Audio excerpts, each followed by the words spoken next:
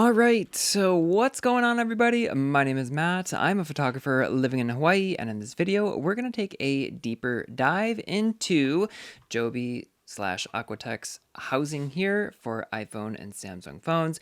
I did do a review or an unboxing already on my channel, so if you have not seen that yet, I will link that towards the end of this video, but I've been using this now for the last couple weeks. I've been mostly using it with a specific client for our night diving or night snorkeling.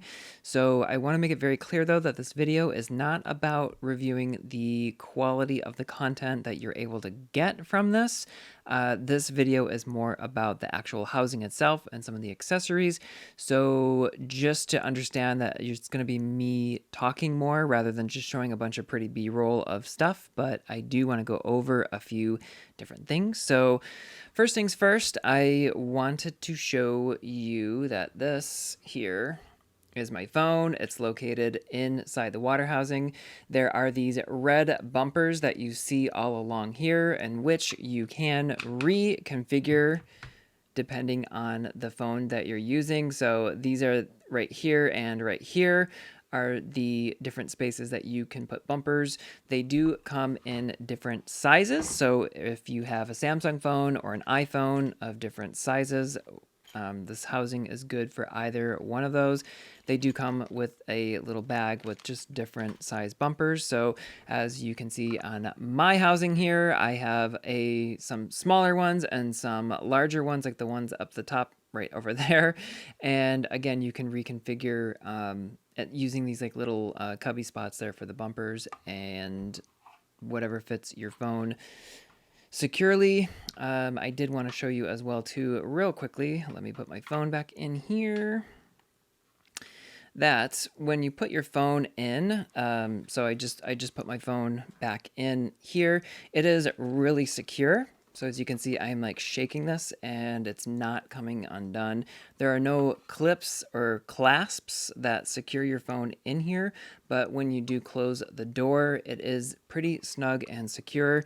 You cannot put a phone housing with your phone on it inside of the camera. So I have this just from the Apple Store case. And then I also use this one a lot. It's a metal case that I have. I actually prefer this one more because I'm busy creating stuff on my phone oftentimes. So you cannot put any type of case on your phone inside the housing. Perhaps there are certain phones that you could do it, but from my experience with the iPhone, I am not able to put any additional casings or anything like that on the phone in the housing. Enough of that. Let's move on. So I opted to get pretty much all of the accessories with this particular housing here. You can buy the Bluetooth pistol grip with. You can buy the housing itself, of course, and then you can also buy the dome and also the leash. As you can see here, this is the leash that it comes with.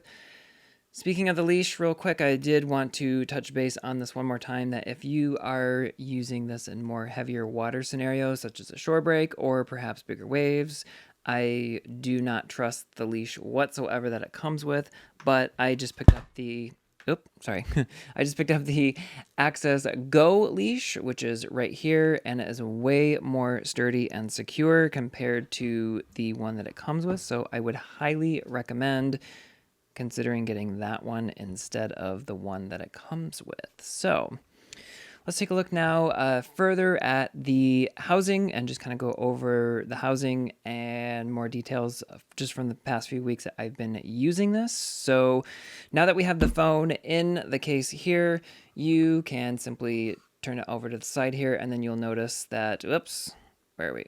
That way. There we go. You'll notice that this little guy right up here has a lock. So you simply push your phone in there and then pull it down, or sorry, pull it up, depending on which way we're looking at it. And it will lock your phone in there.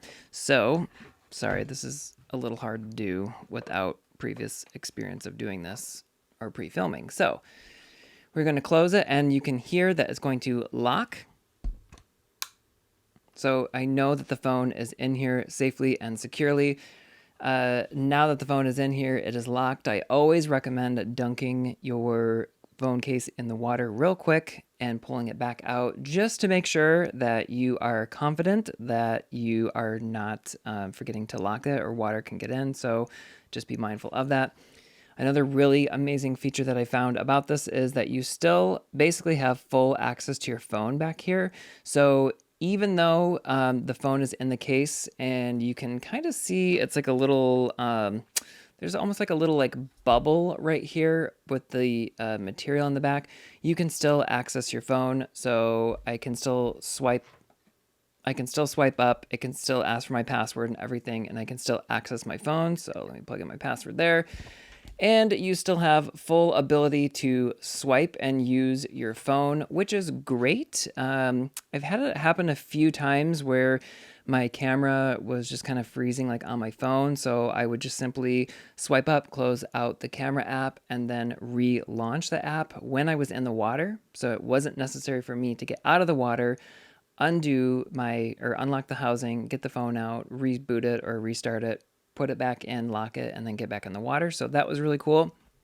Another cool thing that I did, or that I do really like about this housing too, is that the audio, I'm not sure if it's intentional or not, but you can actually kind of hear the audio like pretty well. Later in this video, we'll kind of go over some clips as well too, and you can hear the audio. So that's kind of cool feature. I don't think it's necessarily you're going to be doing like interviews with people, but you can hear conversation happening, and it's way better than something like a GoPro or an Insta360 when it's in the water. So that's really cool. I do like that feature a little bit compared to the GoPro or the Insta360. Super cool when it's in the water. Next thing that I would like to go over is the lens port right here. I would highly, highly, highly suggest making sure that you clean the outside of the lens out here, your camera lens, and also on the inside of the housing as well too. I'll pull this out here just so you can see. There we go. So I would recommend the outside cleaning, and then you flip it over and then you can clean the inside as well too. I can see right now, just like looking through this, that I do have some fingerprints on the outside. You always want to make sure to give your lens the cleanest opportunity to get the best quality photo. So clean your lens, clean your housing, and make sure it's ready to go, and try to avoid touching it while you are shooting, especially from the outside, or obviously if you're in the water, you won't be touching it from the inside, but having a clean way for your lens to take the content is essential. So keep that in mind. Next, let's talk about the pistol grip.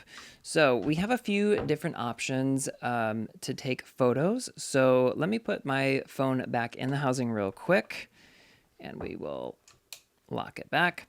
So on the iPhone, at least, you do have access to open your camera pretty quickly from one touch of a button. If you are looking to try to take photos just every time on the back of your screen, pressing the button to take the photo, it doesn't sound like a big deal. It's not like you're hand holding it, if you're out and about taking photos or shooting video or whatever. But when you are in the water using this, I will promise you and guarantee you that it is well worth spending the extra money on the pistol grip, which is this guy right here. It's simply just squeeze of a trigger to get your content. So it's super easy just to do that versus trying to hold onto this and then press the shutter button every single time that you are taking a photo or a video. So that would be my recommendation. I believe, let me look real quick here. Yeah, on the website right here, it's about $160 just for the pistol grip, but it is worth every single penny for that expense for sure. If you are not that hardcore about jumping in the water, if you're not shooting like shore break or it's like very kind of basic stuff, you could just hand hold it just on the grip right here. I guess it just depends on your shooting space. Like when you're holding it out like this, for example, it's a lot easier to have the pistol grip available and just to pull the trigger and take a photo. The pistol grip is super easy to set up. It's just a Bluetooth connection. You simply squeeze the trigger and hold it for, I think, 3 seconds. Go into your Bluetooth settings on your phone, and then you will notice that there is a green flashing light right there. It goes off every couple seconds to know that you are connected to the Bluetooth, or at least that it's on. And then go into your phone settings, Bluetooth, make sure that I think it's just labeled pistol grip or something of that nature, and it will connect and you can shoot away. So that's very easy. The next thing that I do want to show you is the different dome options. Let me rephrase it. I want to show you the difference between the phone dome, I guess you can, with this water housing versus a water housing dome that I have for my other water housing, which would be for my full frame camera. So this is what the dome looks like for the JOBY. I guess it's the new version of the Access Go or what have you not. So it's pretty small. It's a 6-inch dome. It's nothing too crazy. If you are really looking to get above and below shots, you are going to have to shoot in a wider setting on your phone, of course, and then make sure that you have a dome, especially if you want the water lines going through your photo.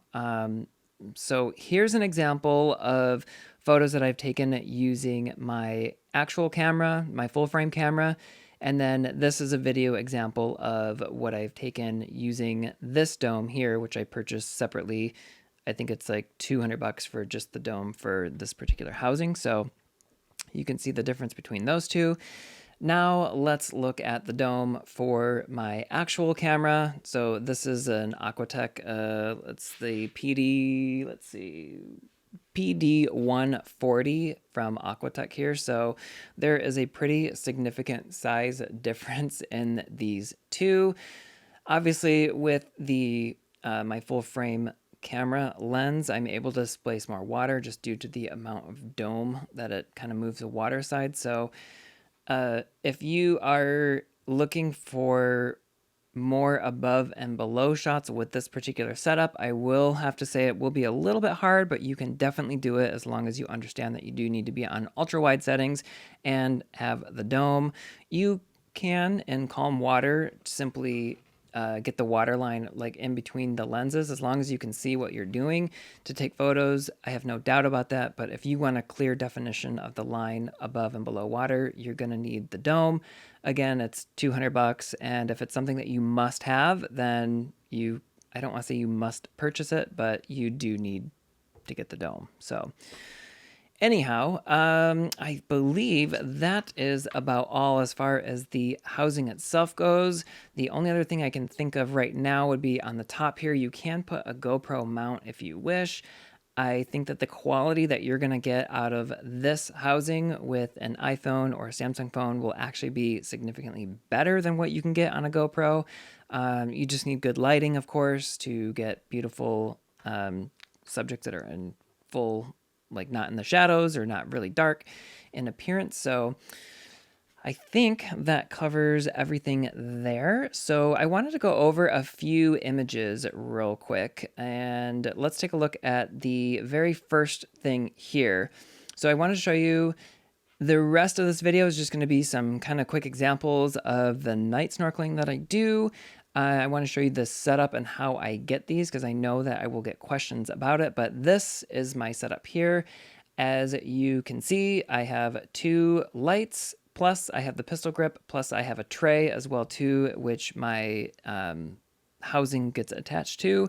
And then I also use the pistol grip. So I have right here, it's kind of big. I wasn't really planning on necessarily going over too much detail with this, but there's the photo of the setup, and then this is what the rig looks like. So then I just simply attach my housing right onto this metal rig right here, and then put the pistol grip right below it and attach it accordingly, and it works amazing. So I think the average person that's getting this probably isn't necessarily going to be doing like night diving or night snorkeling with this. They're probably going to be using it more for surf or any type of in-water activity like surfing, or perhaps you are a influencer of some type and you have a bikini model or something like that that you are having part in the water and you want kind of the above and below shots or things like that.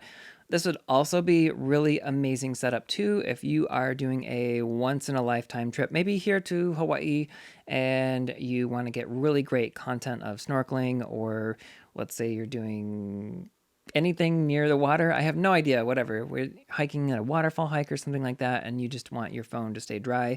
This would be a really cool device to have. If you're only interested in just the housing, I want to say it's like 200. Let me look real quick. I think it's about 250 bucks for the housing itself. So in order to protect your phone, I would have to say kind of worth it, but you'll have to determine that whether that's appropriate for you to spend or not. All right, and I already kind of briefly forgot. Oh yeah, we were looking at photos. For if you're not familiar with my channel, I don't really edit things. I just kind of like sit down and talk and ramble. So sorry, I'm a rambler, but if you want to know the info, you gotta watch the video. So let's look at some of these videos here. Or I'm sorry, let's look at some of the images first. So I'm gonna use my screen right here. So these are all photos that I've taken with the phone in the housing. It is at night, so there are some challenges that pop up with the housing. So as I noted at the beginning of the video, I didn't really want to make this video about the quality of the images and video. I wanted to make sure it was more about the housing, but I also wanted to show information about what type of content you could get. I do find this to be really good quality. Especially given the fact that it's at night as well too, that I mostly use this at. So here's the first clip. This is night snorkeling. So we go out and I take content of people swimming basically in the water, snorkeling in the water, and I also take content of the critters that we see. So here's our first clip of an octopus, which we found, and then we put it in the aquarium for just a few minutes before releasing it. Next one is a below shot of an octopus that we have here on my arm, on my friend Adam's arm, who was diving with us this evening, or that evening. Here is another clip. If you zoom in further on this clip, you can see very clear and crisp detail.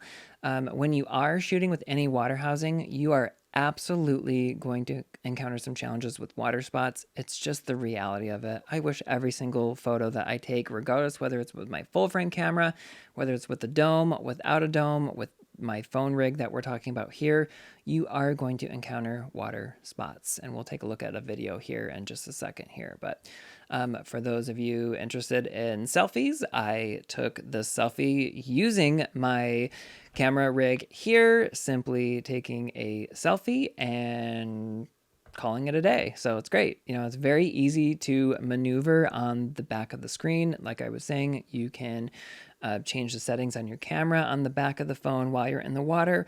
You can swipe up, you can swipe down. You could honestly probably even answer a phone call while you're out on the water. I mean, if you really needed to do that, great. But it's kind of cool just to be able to get good quality content using your phone.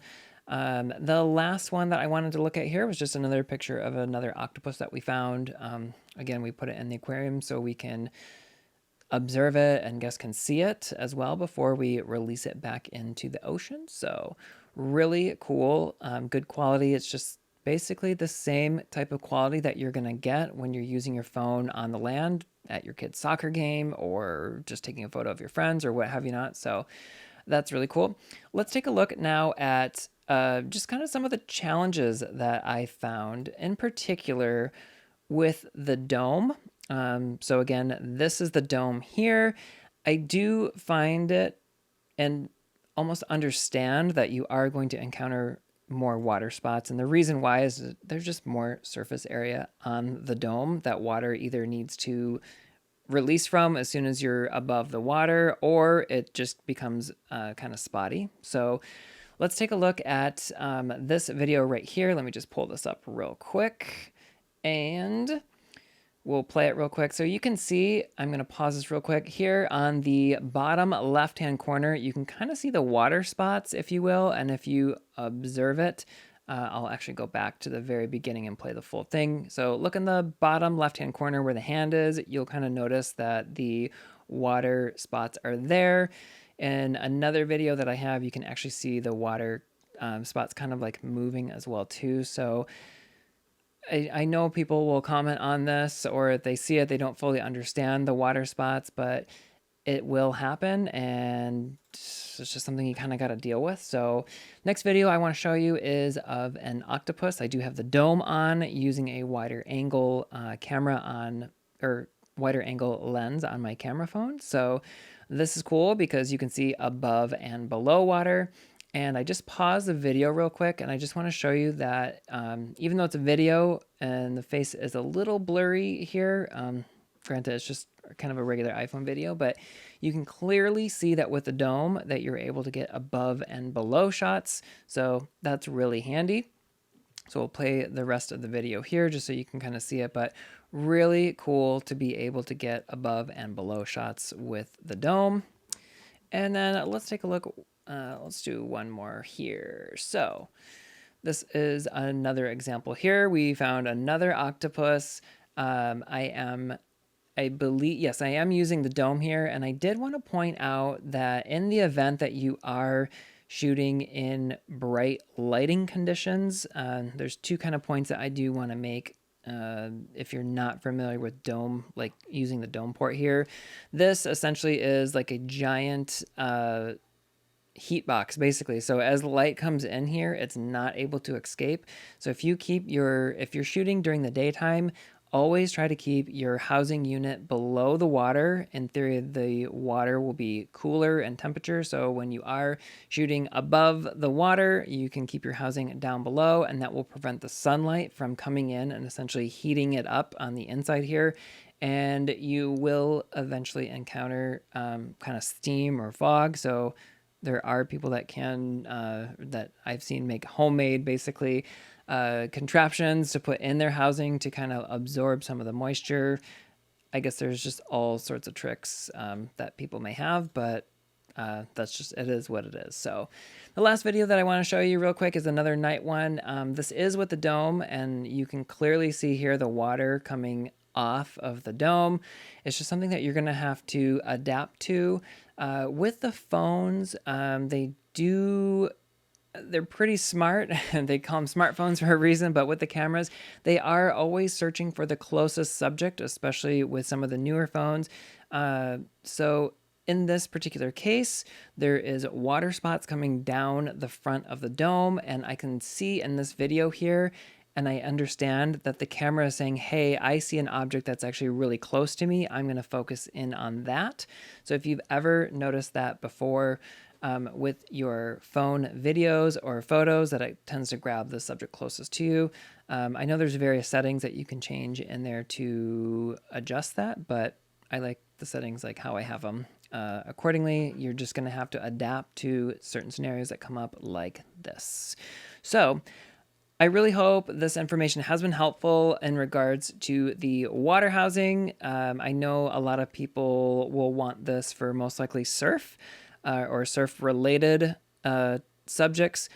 I don't really feel like this is necessarily designed for ultra-heavy shore break or anything. However, I do feel pretty comfortable overall with this being attached right here on the pistol grip. So both are plastic. I would have to say, if you are in really heavy shore break, I would recommend maybe if you are doing any type of diving down below, like a duck dive or anything, I would maybe suggest almost holding it from the side of the housing right here. If you can, think about that. I don't feel like uncomfortable with it when I'm in the water by any means, but keeping in mind it is plastic, and I don't think there's really a way to rate this for impact, I guess, if you will. So if you're hitting the bottom when you're in the water, or really heavy shore break and this smashes down, I don't really know the outcome of that. It's just held together by two little bolts, like one up here and one down here. And that's about it, really. So just kind of be mindful that this is not a necessarily ultra heavy duty setup. However, if you are looking for pretty easy use with your smartphone, you can get content instantly up and available for social media or to share with your friends after a surf sesh or something like that. So if you have any other questions, please leave some comments down below. And I think that's all for this video. Thanks, guys, so much for the love and support. We'll see you next time.